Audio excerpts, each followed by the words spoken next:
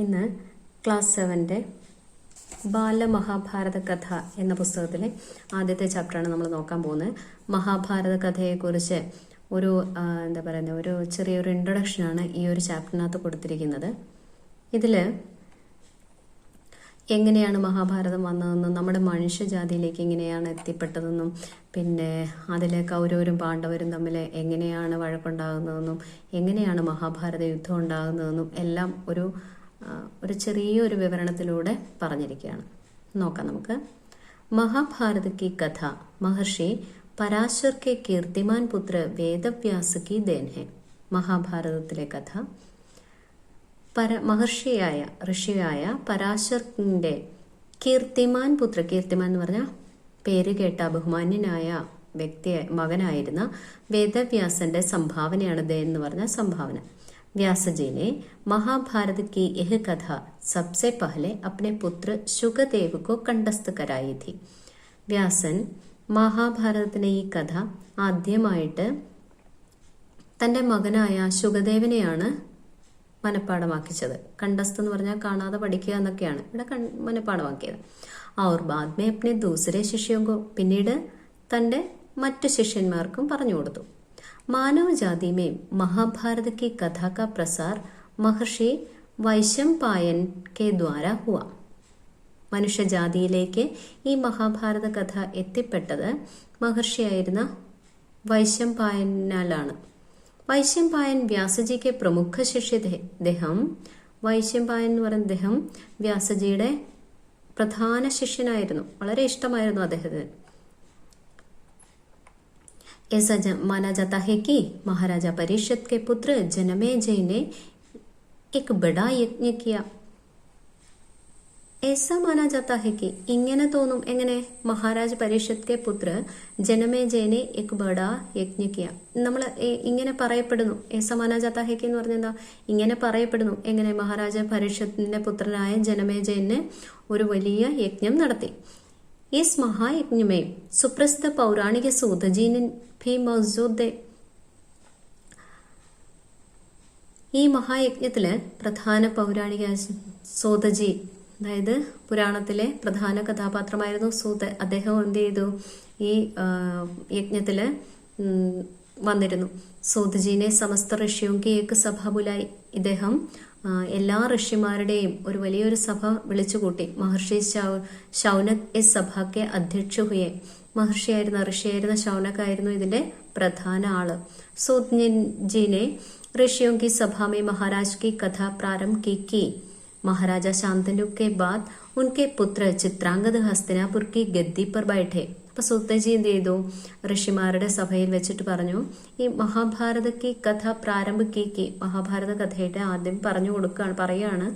Maharaja Shantanu K ബാദ്, മഹാരാജാവായ ശാന്തനുവിന് ശേഷം അദ്ദേഹത്തിന്റെ പുത്രൻ ചിത്രാംഗത് ഹസ്തിനാപുരത്തിന്റെ ഗദ്ദി പർ ബൈഠെ. ഗദ്ദി എന്ന് പറഞ്ഞാൽ എന്താണ്? ആ രാജഭരണത്തിലേക്ക് വന്നു. ഉൻകി അകാല മൃത്യു ഹോ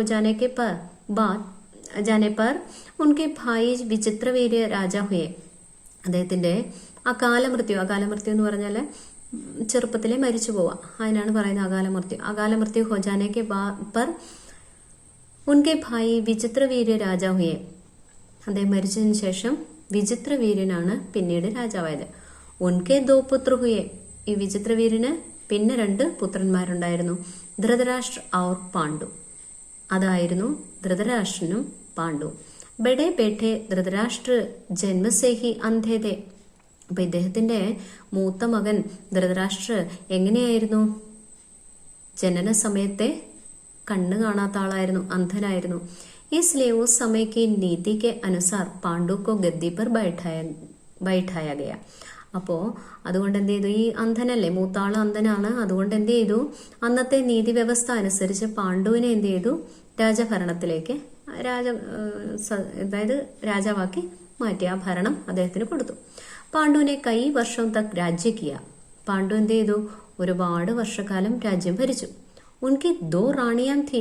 അദ്ദേഹത്തിന്റെ 2 റാണിമാരായിരുന്നു. ആരൊക്കെയാ? കുന്തി ഔർ മാദ്രി. कुछ समय राज्य करने के बाद पांडु अपने किसी अपराध के प्रायश्चित के लिए तपस्या करने जंगल में गए. കുറച്ചു നാൾ എന്ത് ചെയ്തു, ഇങ്ങനെ രാജ്യഭരണമൊക്കെ നടത്തിക്കൊണ്ടിരുന്നു കഴിഞ്ഞപ്പോൾ പാണ്ഡു എന്തോ ഒരു തെറ്റ്, തന്റെ അപ്പിനെ കിസി അപരാധക്കെ പ്രായച്ചിക്കല്ലേ, തന്റെ എന്തോ ഒരു തെറ്റ് കാരണം അതിന്റെ പ്രായശ്ചിത്തം ചെയ്യാനായിട്ട് ഇദ്ദേഹം എന്ത് ചെയ്തു, തപസ് ചെയ്യാനായിട്ട് ജംഗൽ മേ ഗയെ, കാട്ടിൽ പോയി. ഉൻകി ദോനോ റാണിയാ ഭി ഉൻകെ സാത്ത് ഹി ഗയെ. അദ്ദേഹത്തിന്റെ 2 ഭാര്യമാര് ആരൊക്കെയായിരുന്നു, കുന്തി ഔർ മാദ്രി. ഇവർ രണ്ടുപേരും എന്ത് ചെയ്തു, അദ്ദേഹത്തിന്റെ കൂടെ കാട്ടിലേക്ക് പോയി. വനവാസ് കെ സമയം കുന്തി ഔർ മാദ്രിനെ 5 പാണ്ഡവോं को जन्म दिया. വനവാസ സമയത്ത് കുന്തിയും മാദ്രി എന്ത് ചെയ്തു, 5 പാണ്ഡവർക്ക് ജന്മം കൊടുത്തു. കുछ समय बाद പാണ്ഡു की मृत्यु हो गई. കുറച്ചു നാൾ കഴിഞ്ഞപ്പോൾ പാണ്ഡു മരിച്ചു. 5 अनाथ बच्चों का वन के ഋഷി മുനിയോനെ പാലൻ പോഷൻ കിയ. ഈ 5 മക്കളെയും എന്ത് ചെയ്തു, ഈ ഋഷി മുനിമാരാണ് വളർത്തിക്കൊണ്ടുവന്നത് പിന്നീട്. അവർ പഠായ ലിഖായ, എന്നിട്ട് എന്ത് ചെയ്തു, വായിക്കാനും എഴുതാനും ഒക്കെ പഠിപ്പിച്ചു. जब युधिष्ठिर 16 वर्ष के हुए तो ऋषियों ने 5 कुमारों को हस्तिनापुर ले जाकर पितामह भीष्म को सौंप दिया.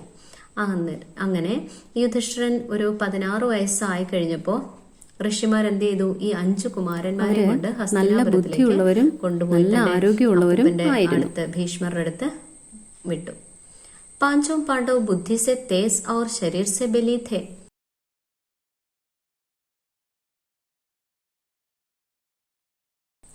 उनकी प्रखर बुद्धि और मधुर स्वभाव ने सबको मोह लिया था. ഇവരുടെ ആ തീഷ്ണ ബുദ്ധിയും അതേപോലെ നല്ല സ്വഭാവത്താലും എന്ത് ചെയ്തു, എല്ലാവരും ഇവരെ അങ്ങ് ഇഷ്ടപ്പെട്ടു. എല്ലാവരുടെയും ആ സ്നേഹം ഇവരിലേക്ക് ആകർഷിക്കപ്പെട്ടു. यह देखकर ധൃതരാഷ്ട്ര के पुत्र कौरव उनसे जलने लगे. ഇത് കണ്ടപ്പോ ധൃതരാഷ്ട്ര പുത്രരായ കൗരവർക്ക് എല്ലാവർക്കും എന്ത് ചെയ്തു, ഇവരോട് വല്ലാത്ത അസൂയ തോന്നി. ജലന എന്ന് പറഞ്ഞാൽ എന്താ, അസൂയ തോന്നി. और उन्होंने पांडवों को तरह तरह से कष्ट पहुंचाना शुरू किया. എന്നിട്ട് ഇവരെന്ത് ചെയ്തു, പാണ്ഡവരെ പല രീതിയിൽ ബുദ്ധിമുട്ടിക്കാനായിട്ട് തുടങ്ങി. दिन पर दिन कौरवों और पांडवों के बीच വൈരഭാവം बढ़ता गया. ഓരോ ദിവസം കഴിയും തോറും, ദിൻ പർ ദിൻ എന്ന് പറഞ്ഞത് ഓരോ ദിവസം കഴിയും തോറും കൗരവരും പാണ്ഡവരുടെ ഇടയിൽ വൈര്യഭാവം, ശത്രുഭാവം വളർന്നു വന്നു. അന്തമേ പിതാമഹ് ഭീഷ്മിനെ ദോനോ കോ കിസി തരഹ സംഛായ. അവസാനം ഇദ്ദേഹം ഈ അപ്പൂപ്പൻ എന്ത് ചെയ്തു, ഭീഷ്മർ എന്ത് ചെയ്തു, ഇവരെ മനസ്സിലാക്കിക്കാനായിട്ട് പറഞ്ഞു മനസ്സിലാക്കിക്കാൻ തുടങ്ങി. കാരണം ഇങ്ങനെ വൈര്യഭാവം ശത്രുഭാവം വന്നാൽ പറ്റത്തില്ലല്ലോ, അതുകൊണ്ട്. അവർ ഉൻകെ ബീച്ച് സന്ധിക്കരായി, ഇവർ തമ്മിൽ എന്നിട്ട് എന്ത് ചെയ്തു, ഒരു സന്ധി വെച്ചു. ഭീഷ്മ കെ ആദേശാനുസർ കുരു രാജ്യക്ക് 2 ഹിസ്സേ കിയേ ഗേ. അങ്ങനെ ഭീഷ്മരുടെ ഉപദേശപ്രകാരം കുരു രാജ്യം എന്ത് ചെയ്തു, 2 പാർട്ടായിട്ട് തിരിച്ചു. കൗരവ് ഹസ്തിനാപുർ में भी राज करते रहे और पांडवों को एक अलग राज्य दे दिया गया. അങ്ങനെ കൗരവ് ഹസ്തിനാപുരമേം ഹി രാജ് കർത്തെ രഹെ. എന്താണ്, കൗരവര് ഹസ്തിനാപുരത്തിലെ രാജ്യം ഭരിച്ചുകൊണ്ടിരുന്നു. പാണ്ഡവോക്കോ ഏക് അലഗ് രാജ്യ ദേ ദിയാ ഗയ. പാണ്ഡവർക്ക് വേറൊരു ദേശവും കൊടുത്തു. ജോ ആകെ ചൽക്കർ ഇന്ദ്രപ്രസ്ഥ കെ നാം സെ മഷ്ഹൂർ ഹുവ. അത് മുമ്പോട്ട് പോയി എന്ത് ചെയ്തു, ഇന്ദ്രപ്രസ്ഥ എന്ന പേരില് പ്രശസ്തി ആർജിച്ചു. ഇസ് പ്രകാർ കുച്ച് ദിൻ ശാന്തി രഹി. അങ്ങനെ കുറച്ചു നാൾ എന്ത് ചെയ്തു, ആരും തമ്മിൽ ഒരു വഴക്കുമില്ലാതെ മുമ്പോട്ട് പോയി. उन दिनों राजा लोगों में चौसर खेलने का आम रिवाज था. राज्य तक की बाजियां लगा दी जाती थी. ആ ദിവസങ്ങളിൽ രാജാക്കന്മാര് ചതുരംഗം കളിക്കുന്ന ഒരു സാധാരണ ഒരു രീതി ഉണ്ടായിരുന്നു. ആമെന്ന് പറഞ്ഞാൽ ഇവിടെ മാങ്ങ എന്നല്ല രീതി. സാധാരണ ആം റിവാസ് എന്ന് പറഞ്ഞാൽ സാധാരണ ഒരു രീതി. ആം എന്ന് പറഞ്ഞാൽ സാധാരണ എന്നുള്ളതാണ് അർത്ഥം. രാജ്യത്തൊക്കെ की बाजियां लगा दी जाती थी. രാജ്യം വരെ എന്ത് ചെയ്യും, പണയം വെക്കുമായിരുന്നു. इस रिवाज से मुताबिक एक बार पांडवों और कौरवों ने चौपट खेला. कौरवों की तरफ से कुटिल शकुनी खेला. അങ്ങനെ ഈ ഒരു രീതി വെച്ചിട്ട് പാണ്ഡവരും കൗരവരും തമ്മിൽ ഒരു പ്രാവശ്യം കളിച്ചപ്പോ അതിനകത്ത് കൗരവരുടെ ഭാഗത്തൊരു കുടില ശകുനി എന്ന് പറഞ്ഞാൽ എന്താ, മോശം ചിന്താഗതി, കുരുട്ടുബുദ്ധി എന്ന് തന്നെ പറയാം. കുടില ശകുനി എന്ന് പറഞ്ഞാൽ കുരുട്ടുബുദ്ധിക്കാരനായ ശകുനി കൂടി ഉണ്ടായിരുന്നു. ഉസ്നെ യുധിഷ്ഠിർക്കോ ഹരാദിയ. അദ്ദേഹം എന്ത് ചെയ്തു, യുധിഷ്ഠിരനെ തോൽപ്പിച്ചു. ഇസ്കെ ഫലസ്വരൂപ് പാണ്ഡവോങ്ക രാജ്യ ഛിന്നഗയ. ഇതിന്റെ ഫലമായിട്ട് പാണ്ഡവരുടെ രാജ്യമെല്ലാം പോയി. और उनको 13 वर्ष का वनवास भोगना पड़ा.